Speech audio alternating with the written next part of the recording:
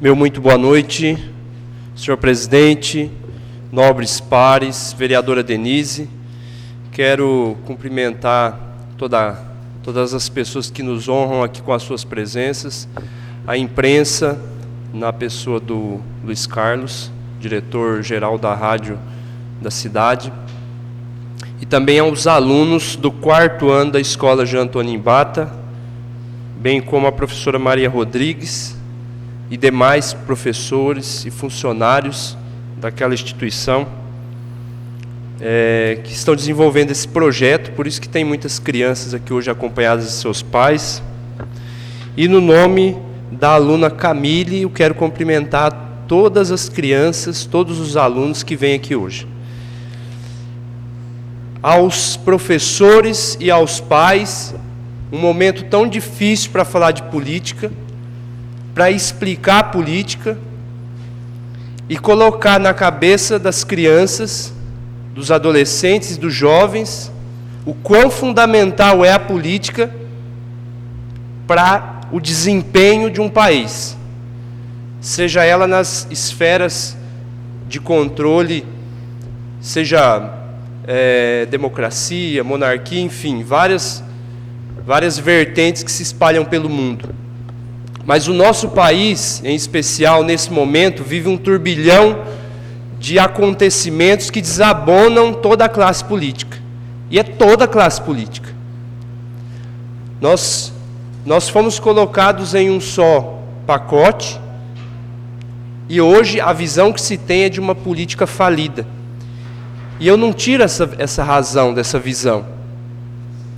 Hoje nós vemos em todos os noticiários, nós vemos em jornais, nós vemos na internet, quanta falcatrua, quanta corrupção.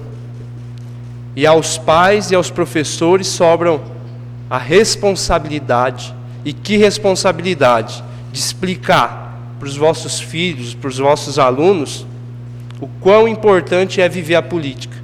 Mas é a boa política. É a política da oportunidade, é a política da confiança, da honestidade. E crianças, tenham sempre em mente que a honestidade é a base de qualquer fator, de qualquer segmento que vocês forem seguir e forem desfrutar na vida de vocês.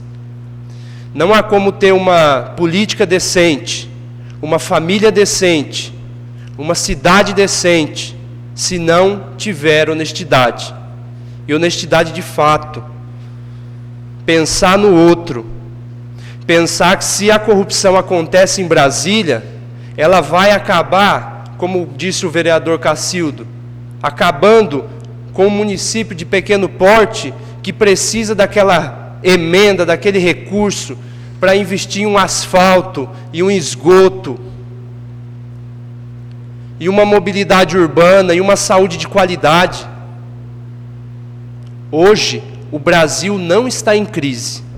O que está em crise é a política da cachorrada e da sujeira.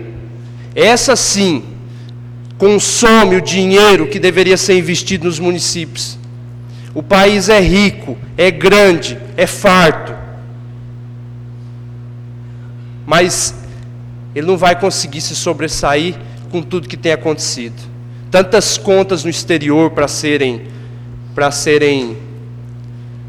enchidas com dinheiro público. E olhemos, é assim que começa, professor, é colocando na cabeça das nossas crianças, dos nossos jovens, a nossa política de base. A política municipal, o que acontece dentro do município. O que a gente pode transformar através dessa política aqui? O que nós, enquanto vereadores, propomos aqui nessa Casa de Leis para mudar a vida de vocês? Porque é para isso que nós fomos eleitos aqui. O prefeito, qual é a atitude do prefeito? Qual é o enfrentamento do prefeito diante de inúmeros relatos que têm sido destacados aqui nessa casa? Então é para isso que serve a política. Se não for para mudar a vida das pessoas, de nada serve. Então fica aqui os meus parabéns à escola. E que se mantenham firmes. Porque aquele velho ditado: depois daquela chuva, sempre vem o sol. E com todo esse turbilhão de descaso, eu tenho certeza que a gente vai tirar alguma coisa boa. Então, parabéns mais uma vez. E quero já dizer que, diante de todo esse comprometimento da escola, eu vou entrar com um projeto de lei aqui na Câmara para criar a escola na Câmara. E eu vou procurar cada instituição de ensino para a gente conversar e se juntar para pensar uma forma desse projeto acontecer. Trazer as turmas escolares até aqui à Câmara para conhecer as instalações, fazer uma sessão solene para explicar, mostrar para eles como que funciona. Tá? Então eu vou entrar com um projeto de lei para pedir isso. Depois eu vou falar bem rapidinho sobre a questão das chuvas, que o vereador Cacildo comentou aqui. Eu estive lá também, eu e o vereador Danilo, e fiquei muito surpreso quando o Cacildo disse que já hoje, durante o dia, o prefeito já estava tomando as medidas, né, vereador? Fiquei muito surpreso, porque eu e o vereador Danilo estivemos com o prefeito hoje, já era hora avançada após o almoço, e eu questionei o senhor prefeito a respeito da situação daqueles moradores, mas, por algum motivo, o senhor prefeito me omitiu as informações que já estavam sendo tomadas, como o senhor colocou aqui. Então, me estranha, né? A gente, enquanto servidor do povo, agente público, e cobrar o prefeito uma situação, ele saber do que está acontecendo, ter o conhecimento e já ter autorizado as medidas paliativas para solucionar o problema, e dizer para a gente que não sabe, que não tem uma posição ainda, que vai ver. Olha, me espantei, porque isso não é atitude de um agente público. Eu acho que a gente tem que ser respeitado de uma maneira igualitária, e nós não fomos cobrar o prefeito, né, vereador Danilo? Para a gente, não. A situação daquelas famílias, para vocês terem uma ideia aqui, é tão absurda, que o rejeito da fossa está voltando pelo ralo de banheiro.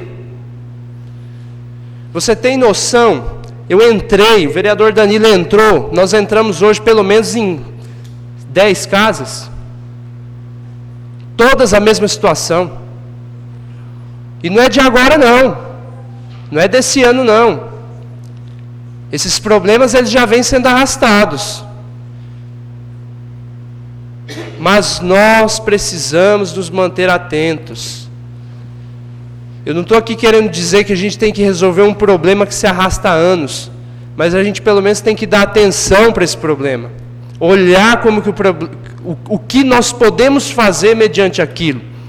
Hoje a gente conversou, eu não sou nenhum técnico, arquiteto ou engenheiro, mas a prefeitura tem essas pessoas, e pelo que a gente entendeu da reivindicação dos moradores, terra para poder aterrar aqueles terrenos, que no fundo de pelo menos 5 casas já virou uma lagoa.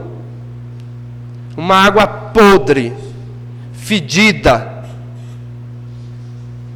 E a população de Batayporã não tem conhecimento disso, porque está ali isolado.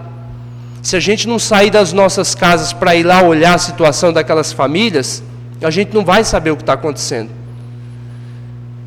E a gente tem que ter essa consciência, principalmente nós, agentes políticos. E é por isso que eu fiquei hoje aqui muito entristecido do prefeito ter essa informação e ter negado ela a gente.